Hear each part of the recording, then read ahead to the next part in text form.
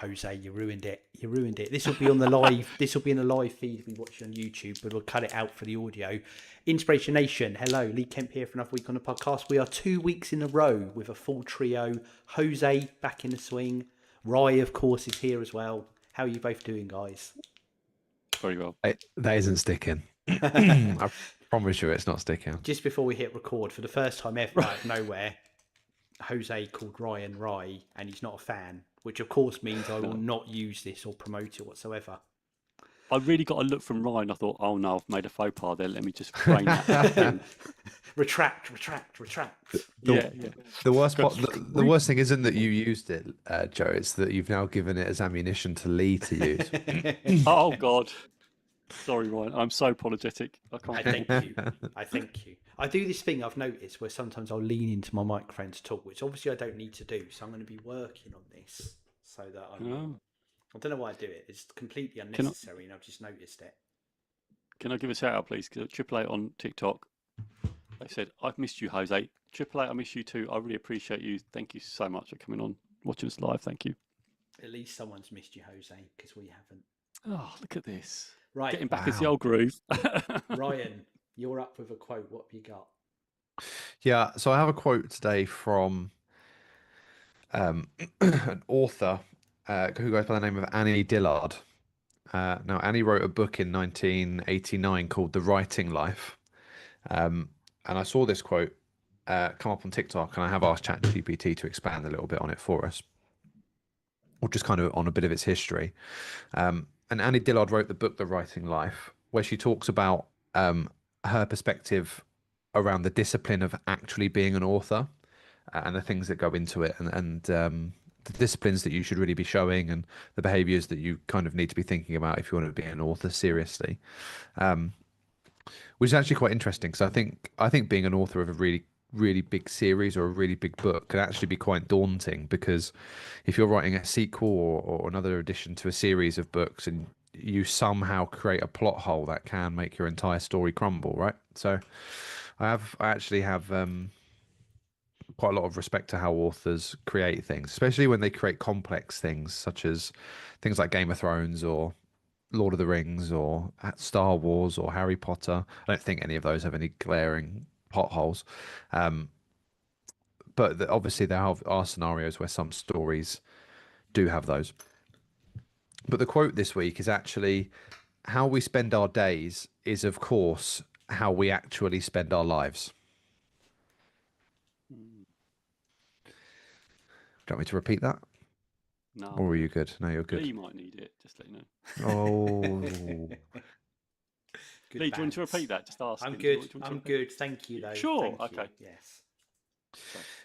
This quote kind of ties into a lot of some of the similar quotes that we talk around about routine and habits and those kind of things being key to trying to build a better version of yourself, or to set about creating a routine yourself to get stuck into to help you come along that line as well. And the quote kind of teaches you that life isn't built in years or even months. It's built literally one day at a time. And I think sometimes people are always looking for the next big event or the next thing that's coming up or the next big meeting in person or the interview for the next promotion you're going to get or whatever it is. But you only get to that day by putting the foundation blocks in today, so to speak. What people venture for, or what people kind of dream and live around their meaningful life, is really just meaningful days added together to create a meaningful life. So it kind of the quote kind of encapsulates seize the day and a lot of the other kind of quotes around doing the marginal gains as much as you can. I think the quote's important because for me especially, there is a lot of next week I've got this, or next month I've got that, or that's next, or that's this, or I've got to do this, or I have to do that, and sometimes it's important to remember to take one day at a time, or one task at a time, or one objective at a time to achieve a bigger goal. And I we talk about this type of subject a lot, but I think it's really hard to overstate the importance of every day trying to do something better than the day before. But I've stuck to my routine of not throwing the quote straight out. Although That's I a really, clap really for you there, wanted, Ryan. I That's a really clap for you wanted there. to. I won't lie, I really wanted to. But I decided to be the bigger man. Yeah. Just think, what would Jose do, and then don't do that. That's what gets you there. Which kind of goes defeats the purpose of the podcast, right? Because we want people to do what Jose says to do. That is true, actually. Yeah, I'm going totally off brand there, aren't I? Totally off brand. Just Like, do what you were going to Jose say says something, to. Lee. What are we doing? We're going quiet. What's happening? Come on, Lee. What's your view on I'm this? doing terrible quote? hosting. Come on, let's get you. I was going to reference something, but I decided not to. So, habits was the first thing that came to mind with what you said there, Ryan, and it's exactly you said. It's this the small things I do. So I've got something I do sometimes where I will get really focused on the long term goal of something I'm doing. Not all the time, but sometimes I do that, and actually I almost remind myself. I'm like, just live in the small things. What are the small things? What's happening right now? What's the next hour? Try and bring that thinking back down to the right level. Not that anything's necessarily bad with the big thinking, but I think sometimes you almost miss the day when you're doing that. And I try and do a lot more of that kind of, can't think of the word. What's it when you live in the moment? What's the whole philosophy? Present. Be in the present moment. That's not the word, but I'll come back to it. But yes, but the concept is live in the present. That's it, and it's mindfulness practice on coming down to. But you're right. It's like we talked about with our. There's a bit on exercise routines we talked about recently, for example, and it's about each day and doing that little step and moving that little inch forward. And like you said, Ryan, that's what builds up to the big and big and big things. The other thing it made me think of, and it might be a bit random. And I apologise, there might have been some little computer dinging noises of people listening back on the audio on this. But I was trying to look up our topic titles on previous episodes, which is what caused it. Because have we done an episode on the Baz Luhrmann song Sunscreen yet? If not, that's locked and loaded in my head to do one on. Quite like that, yeah. I like that song. Right, so that's in the future. Maybe we'll do that next week. Maybe we'll do that. We have done a got a load of podcast quotes in episode that, innit? around a song, but I'm sure it was a song that Joe hadn't heard before. Oh, so anything released in the last 30 years, then that could be, couldn't it? Yeah, Mr. pretty much. Brightside, you mean? We've done Mr. Brightside. We've done that twice, in fact. That's my anchor song to do. And this is my next one. But I'll look in a bit more detail to see if we've done that through the descriptions. But there's a line in it where it said, and I can't remember exactly how it goes. I'll paraphrase, but it's like the things that really impact your life aren't the things you're worried about or you're planning for. They're the things that blindside you on some idle Tuesday afternoon. And it just felt that same thing. Is no matter what the big thing is, it's what happens day to day, both positively, but also the things that throw you off and the little things that are there. And it's why it's important to be, like I said, what you do in the day, how you react to that, then how you can pivot, all down to, again, how you kind of live in the moment or live for the day, and that builds up your bigger plan. I really, again, philosophically, I really like that way of thinking. And I guess tying it back to the author bit, Ryan, is that down to like the writing process as well, that you've got a kind of, is it about the disciplines of how you write, doing a little bit every day to get to the end result? Yeah. Yeah, I guess it's daunting trying to write a whole book, but actually you've got to break that down into the steps, haven't you? Well, people go through writer's block and mental block and things like that, don't they? Where they struggle to know how to finish things. And I, yeah, I've not actually read the book, so I couldn't know for sure. But I would imagine kind of what the author's looking for in this is adding a little bit per day helps you break down that block in your mind to get through it. So yeah, I would say the determination and perhaps stubbornness of authors sometimes to actually finish a story in a way that they want to, not necessarily the way that the audience would like them to. And again, Yeah. I'm kind of bringing up things like Star Wars and Harry Potter and other kind of big franchises, Game of Thrones and things like that, where there's a lot of pressure on the writer to influence the story to go in a certain way. And I think there has to be quite a lot of discipline and quite a lot of self-belief in your project and your your plan for the story, I suppose, in some scenarios, that Yeah, because it's you've probably got a this, like you challenge to said, not with give some in of to that. those ones, especially the serialized ones with big fan bases, it starts to get wheeled in a direction by the will of the fans, doesn't it? And you almost no Yeah, win, because if you deliver what isn't what they expect, there's outcry. But if you give them exactly what they were predicting, there's no surprise and there's no journey, and surprise. it falls flat as well. Yeah, yeah, yeah. And there's obviously hard parts to kind of anyone's job, but I think a lot of people are very passionate about kind of stories and people's perspectives of characters in stories as well. I think there's a lot kind of held behind that. I mean, Joe has in his background things from a TV show that somebody once had to create as a story in principle, and it isn't some it's weird to put it into words like this, but the belief that we put in, and the love, I suppose, that we give out to these series and stories are to people and characters that just don't exist. They're just a fiction of somebody else's Yeah, imagination. But we hold so much. We hold so much power. We have them hold so much power over us in terms of their character and who they are as people, that kind of brings them to life. Um, and I think that's yeah, really and I feel interesting. that with the shows, Ted Lasso, that Joe, you got the background from, which you said about it, and then I watched, and I absolutely fell in love with that show. And they're making another season, which is tough, because there's a bit of me that's like, oh, I'd love to see more, because when it ends, it's one of those shows that's like sad, and you miss it a bit when it's not on, because it becomes part of your life watching it. But also, it was such a complete story that I worry, are they gonna is it gonna ruin it by having something that's, I feel that, and we're just going off into thoughts on TV shows now. I feel that way with Star Wars, with the final three, like the third trilogy. I just feel like in my head, that didn't exist. There was a perfectly packaged story, and then they had to create a new reason for a new story, which didn't add anything. In fact, it undid the fact that there was a happy ending in the other bit, and it just ruined it for me.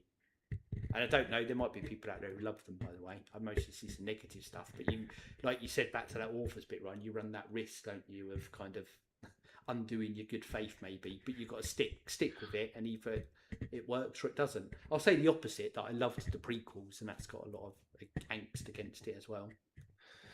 I think even as well, if you talk about things like the Marvel universe, like for a period of 3 or 4 years, every new Marvel film in the lead up to Endgame was like the highest grossing film of all time, because it just kept building and building and building, and that isn't necessarily, and it does come down to the films because that's what people see and visualize, but that is still somebody's imaginative story that they've made up, Yeah, sometimes whilst intoxicated or under the influence of other things that people just fall in love with, and I think that's such a powerful thing to be able to control and wield. And as you kind of touch on, the fan bases can be so strong in their manipulation of how they want the story to yeah, go, that authors and creators of these TV shows, stories, films, books, whatever, have to actually have such a strong willpower to deliver the message that they wanted to deliver from the yeah. outset. Joe's Jose, been very quiet. yeah, what are Yeah. you going to say? I'm listening to you, all of it, and I will go back to this author thing because I think this quote's really powerful, and I'm coaching an author at the moment. Oh, that couldn't be more perfect, could it? Yeah, and I recognise the struggle.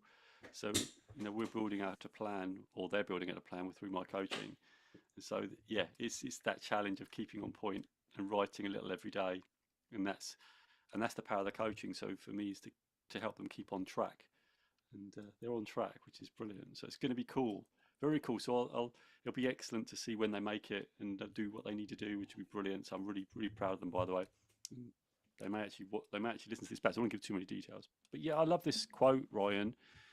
First of all, I agree with Lee. The power of now, Eckhart Tolle.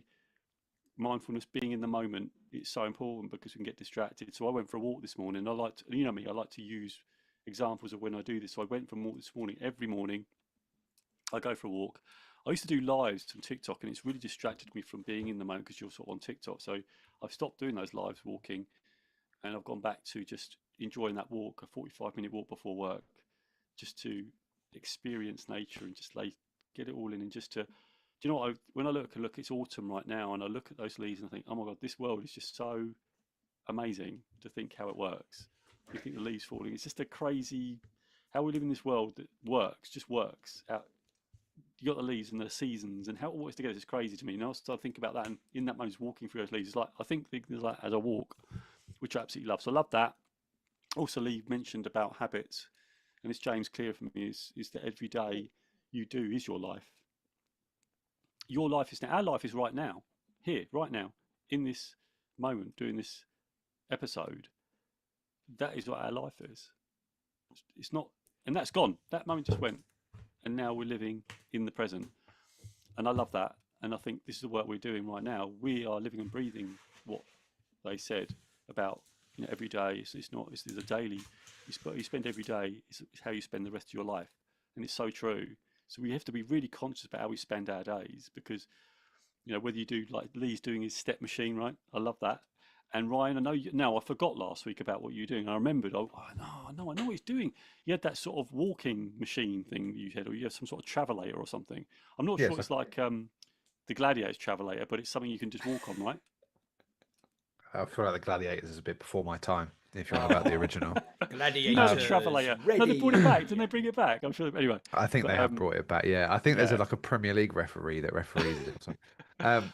I bought a walking pad, which is that's essentially it. it's a Yeah, treadmill that doesn't have the backing or the thing that stops you, and you can't run on it. It's genuinely designed for you to be able to walk whilst it's brilliant. either watching something on television, or what I'm using it for is having a standing desk and working at the same time, or trying to work at the same time. Can you walk on it whilst you work? Like, can you actually walk in one spot? Yeah, imagine if you were to walk along and hold your laptop in front of you, but Yep. you're not holding it. Something, imagine it's just floating in front of you, so to speak. It's a, Right. it's pretty much like that. Everything stays on the desk. It's in front of me, and I'm just walking and using the mouse and clicking and That sounds stuff. cool. It's Yeah, awkward. I love It's that. awkward at first, but once you get used to it, it does work. So going back to this, Ryan, that's what I was saying. So I'm gonna ask you both then. So if we take this quote then, spending a day is like spending like the rest of your life. How you spend your life? How is that going for you two? How is your walking going, Ryan and Lee? How is your steps going? Yeah, it's good. It's good. I'm just getting used to getting up to a pace that I want to do. My target is steps a day. How many you got? What you at? What were you at? And what are you at now? You reckon? Where I work from home, I think I'd be lucky if I broke 3,000 steps some days. Okay. And now that I'm trying to use it, I'm trying to get up to 10 a day as a minimum. That's Um, amazing. it takes a while. Obviously, there's a lot of that's like 3 times the amount of movement that I was doing before. But those people that do work from home will know the little number of steps that you do sometimes when you're at home. Yeah. Um, Pretty much you drag yourself out of bed through a shower to a desk, and then it's 5 o'clock before you know it, and you're at 2,000 steps, and you're like, oh, that's it. So I'm just trying to remove. I think I said to my girlfriend the other day, I'm just trying to remove the excuses that stop me from being able to do something. So that's the idea. I bloody M- love that. Make it as So easy as good. possible.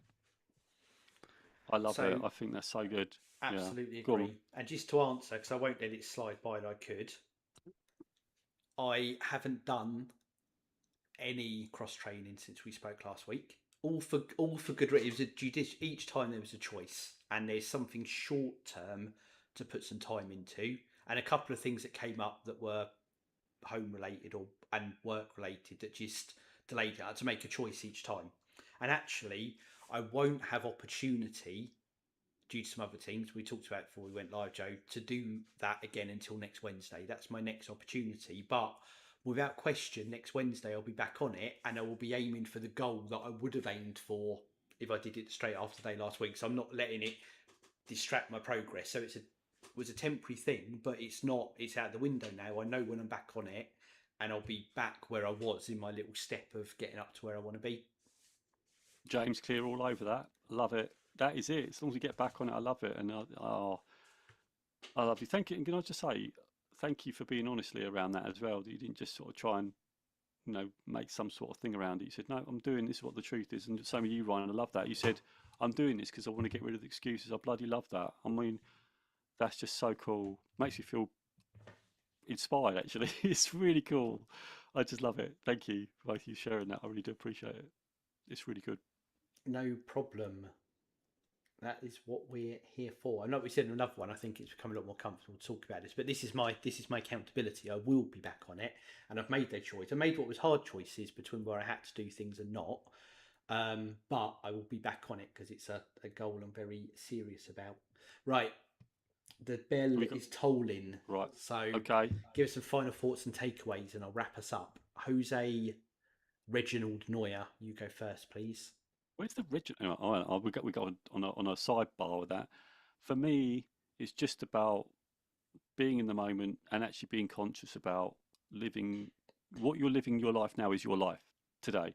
So make those choices that help you because you're investing for your future. It's mine. Ryan Grifster Boniface, or Rye, as his friends know him. There we go. Sorry there about this. I have to apologise profusely. Sorry yeah, it's okay, mate. It's all right, mate. He'll be onto a different flavour of the week next week. It'll be all right. Every day matters, I think, is mine. And enjoy the moment. I'm going to wrap us up with on those. Brilliant. If you like what we're doing, want to support what we're doing, most important thing, I say this at the end, I say it at the start, tell friends, tell family, get other people to listen. That is what matters. And then secondary to that, wherever you are, like, subscribe, hit all those good buttons, and head over to inspirationation.org.uk for our full archive and our little merch store as well. All that's left to do is to wrap us up, count us down. I'll say 3, 2, 1. Inspiration Nation. Catch you guys later. Catch you guys later. See you guys later.